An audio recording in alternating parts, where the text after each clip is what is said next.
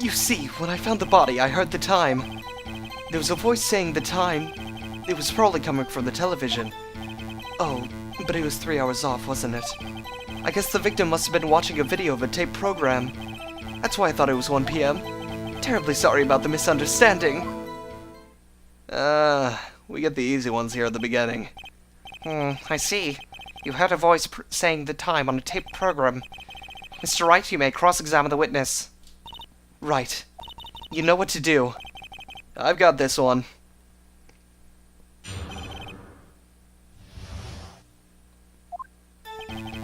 Yeah, okay. This is easy. Probably coming from the television. Let me make sure. Okay, sometimes, there are two statements that you think that might be, good for the objection. Like here, we can either say television or watching a taped video program. But I'm pretty sure only one of them works, so I'm gonna save here. And then we'll present with obviously the blackout record. Objection! Hold it right there! When the music stops, you know you got it right. The prosecution has said that there was a blackout at the time of the discovery. And this record proves it. You couldn't have heard a television or a video. Well... The defense has a point. Do you have an explanation for this, Mr. Sort? No, I find it quite puzzling myself. Quite. Wait! I remember now! Mr. Sort, the court would prefer to hear an accurate testimony from the very beginning. These constant corrections are harming your credibility. And you seem rather... distraught. My apologies, Your Honor. It must have been the shock of finding the body. Very well, Mr. Sort. Let's hear your testimony once more, please.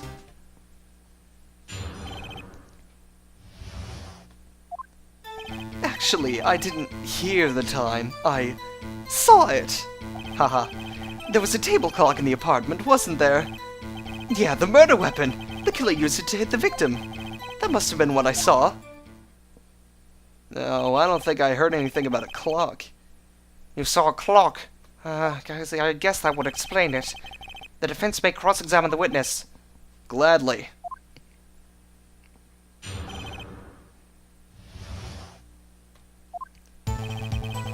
Alright. He saw it. There was a table clock in the apartment. Now, if you remember right, even though I didn't show you this, the murder weapon was this statue. Not no clock. So that's something where I would have an OBJECTION! Sorry, I just like doing that before I say it. Wait just a moment. The murder weapon wasn't a clock. It was this statue. Now how is this supposed to be a clock? What? You with your objections and your evidence! Just who do you think you are? Just answer the question, Mr. Sot. Hey, I saw it there, okay? That's a clock. Your Honor, if I may. Yes, Mr. Payne. As the witness stated, this statue is indeed a clock. The neck is a switch. It is tilted and it says the time out loud. As it doesn't look like a clock, I submit it as a statue. My apologies. I see. So the murder weapon was a table clock after all. Well, Mr. Wright, it appears that the witness's testimony was correct. This is a clock. Do you have any problems with this testimony now? Your Honor, there's a gaping hole in the witness's testimony. The only way he could have known the weapon was a clock is to hold it in his hand. Yet the witness testified that he never entered the apartment. And he also said that he used the phone, so really we already proved that point. Clearly a contradiction. Indeed. The witness knew it was a clock. Because... you're lying. You were inside the apartment on the day of the murder. Oh yeah? Prove it! Prove I went in there! I'll do better than that. I can prove you're the one who killed her. You struck her with the clock, and the shock of the blow triggered the clock's voice. That was the sound you heard. Order in the court. Intriguing. Please continue, Mr. Wright. Yes, Your Honor. Mr. Sawit, the sound must have left quite an impression on you. Understandable, since the murder weapon spoke just as you hit the victim. That voice was burned into your mind. That's why you were so certain about the time. What's the meaning of this? This is all baseless conjecture. Baseless? Just look at the witness's face! God. Would the witness care to elaborate? Did you strike the victim with the clock? That day, I never! Look, the clock, I heard, no, I mean, I saw! Ah! Shut up! I hate you! It was him, I tell you. I saw him! He killed her, and he should burn! Give him death! Order in the court, I say. Your Honor, a moment, please. There isn't a shred of evidence supporting the defense's claims. Mr. Wright, Your Honor. you claim the sound the witness heard came from a clock.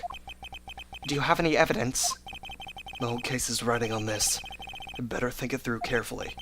Yes, Your Honor. The sound Mr. Sawit heard was definitely this clock. A fact which is clear if you simply... Let's sound the clock here and now in this court. Your Honor, may I have the clock? I ask the court to listen very carefully. I think it's 8:25. That certainly is a strange way to announce the time. Well, he is the thinker, after all. So, we've heard the clock. What are your conclusions, Mr. Wright? Mr. Payne, can you tell me what time it is now? It's 11:25. As you can see, this clock is exactly 3 hours slow. Precisely the discrepancy between what Mr. Sawit heard and the actual time of death. So, Mr. Sawit, try to talk your way out of this one. You forgot one thing! Uh-oh, what's he talking about? While it may seem like that clock is running 3 hours slow, it proves nothing. How do you know it was running 3 hours slow on the day of the murder? If you can't prove that, you don't have a case! He's right. How am I gonna prove that? Damn it, I was so close. Mr. Wright, it seems you lack the critical evidence to support your claim. Yes, Your Honor. This means I cannot let you indict the witness. Unfortunately, this ends the cross-examination of Mr. Frank Sawit. I come all the way down here to testify, and look what happens. They treat me like a criminal! A criminal! You lawyers are all slime. I almost had him. Sorry, Larry. I failed you. There's nothing I can do about it now. Not so fast, Mr. Sawit! Mia! I mean, Chief! Listen up, Wright. Don't throw this one away. Not like this. Think. But, Chief, it's over. I can't prove the clock was slow the day of the murder. Nobody can prove that. Well, yes. That doesn't mean you can't still win. Try thinking out of the box. Don't waste time doubting the facts. Assume the clock was 3 hours slow, and think through it. Ask yourself, why was the clock 3 hours slow? Figure out the reason, and you'll have your proof. Right? Can you think of a reason as to why the clock would be 3 hours slow? Wait! Maybe I can prove it. You must have evidence somewhere that can prove it, Wright. Find it and let them have it. Well, Mr. Wright, you say the clock was already running slow on the day of the murder. Have you found evidence to support this claim? Of course. There's a piece of evidence in the court record that can prove my claim beyond a doubt. Ha! Tough words! Let's see you pull this one off! Let's see this evidence that proves why the clock was running slow. And the only one that we haven't used, besides the attorney's badge, which you don't actually use, is the passport. She was in good old Paris. The victim had just returned home from abroad the day before the murder. As we all know, the time difference between here and Paris is 9 hours. We actually don't all know that. When it's 4 p.m. here, it's 1 a.m. the next day there. The clock wasn't 3 hours slow. It was 9 hours fast. The victim hadn't reset her clock since returning home. That's why the time you heard when you struck her dead in her apartment was wrong. Proof enough for you, Mr. Saw It? Or should I say, Mr. Did It? Oh, bird!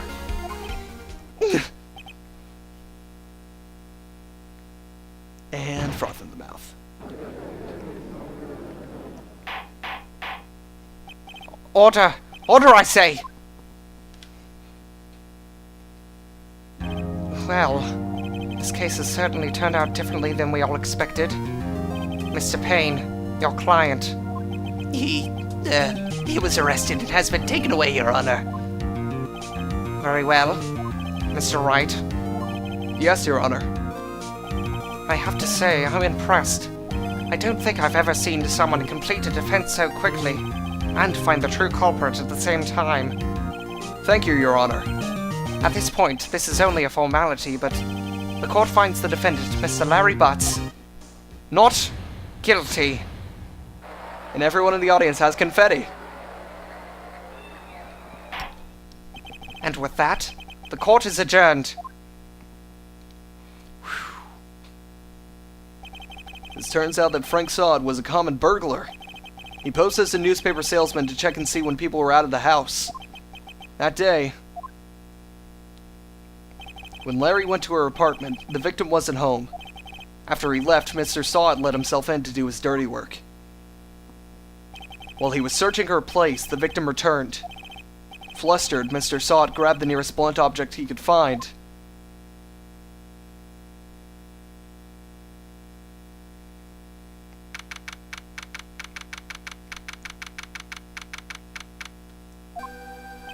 Whew. Still can't believe we won.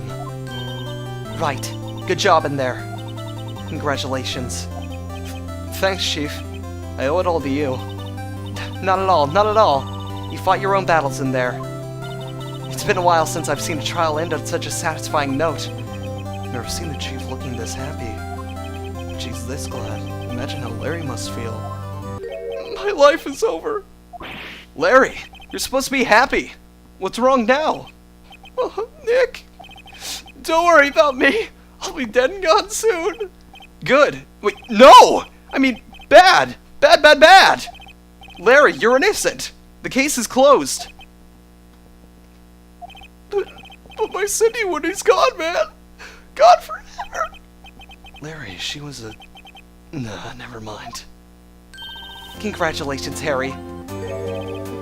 Harry? Yes, you. I can practically see the headlines now. Harry Butts, innocent. And there's that pun I was telling you.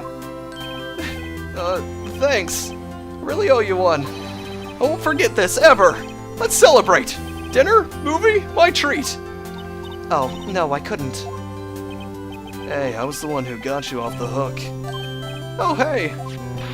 Here, take this. It's a present. A present? For me? Wait, wasn't this the evidence that... Actually, I made this clock for her. I made one for her and one for me. Really? You? You made this? Well, thank you. I'll keep it as a memento. Yo, Nick. For the record, our name is not Phoenix, it's actually Nick. Can you believe it? I was so into that chick. And she was just playing me for a fool. Don't that make you just want to cry? Larry. Are you so sure? Excuse me? I think she had thought of quite a lot of you in her own way. Nah, you don't gotta sympathize with me. It's okay. Oh, I'm not just sympathizing, really. Isn't that right, Wright? Don't you have something to show your friend? Something that proves how she felt about him. Huh? Oh, yeah, right. What the heck is she talking about? This happens after every case as far as I know. So, the one thing that she kept with her, and changed the time on, was this. Check this out, Larry. Proof positive you weren't just some chump to her. Huh? Where'd you get that clock? This is the clock you made for her, Larry. She took it with her when she traveled. She probably just needed a clock, that's all. You think so? It's a pretty heavy clock to take traveling. Well, make of it what you will. Hey, Nick. I'm glad I asked you to be my lawyer. Really, I am. Thanks. Hope that made him feel a little better. Right. I hope you see the importance of evidence now. Also, hopefully you realize things change depending on how you look at them. People too. We never really know if our clients are guilty or innocent. All we can do is believe in them. And in order to believe in them, you have to believe in yourself. Right? Listen, learn, grow strong. Never let go of what you believe in. Never. Well, I think our work here is done. Shall we be off? Yeah, I guess so. Say, how about dinner? On me? We'll drink a toast to innocent butts. Yeah. Speaking of Harry, you were saying part of why you became a lawyer was because of him. Yeah. Part at least. You'll have to tell me more about it sometime. Maybe over drinks? And so, my first trial came to a close. Larry slapped me on the back and said, "Gee, Nick, it's good to have friends." But I'm pretty sure he's not going to pay me. Unless you count the clock he gave me, huh? I didn't know it then. That clock was soon going to be at the center of another incident. And my promise to tell the chief about me and Larry would be one promise that I wouldn't be able to keep. Alright, that's the end of case 1. Okay, alright. Just tell me, tell me what you think. Tell me what you think. Good? Bad? Meh? I want to see what you know. I want to know what you think. That's what I meant to say, but I didn't say it.